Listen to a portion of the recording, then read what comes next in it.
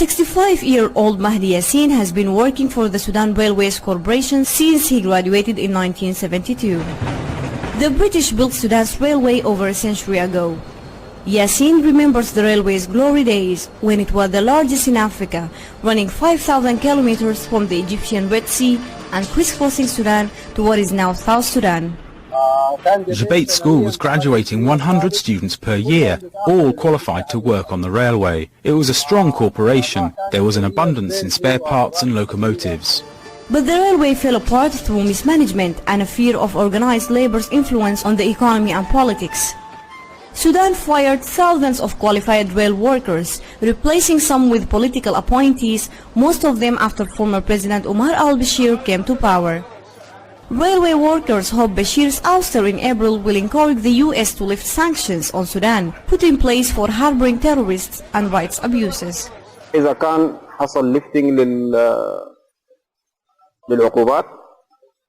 If the sanctions are lifted, we can at least be updated with the technology of the trains. We're so late to update the current technology, we're functioning with the past century's technology.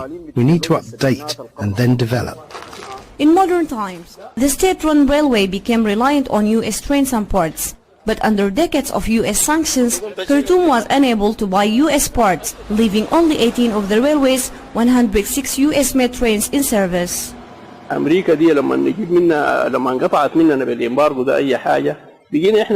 the U.S. embargo cut out everything, we had to import our spare parts and needs from other countries. We resorted to China. We have the American locomotives, and of course, China cannot produce the American spare parts, especially the main machines from Caterpillar. So what are we going to do? Importing a few Chinese trains in 2014 allowed Sudan to launch 2 new passenger lines, but poor track conditions means the trains can only go 60 kilometers per hour, half their maximum speed. Before railway worker Yassin retires at the end of this year, he hopes to see U.S. sanctions lifted and more efforts by Sudan's transitional government to get the country's lost glory back on track. Naba Muhyiddin for VOA News, Khartoum.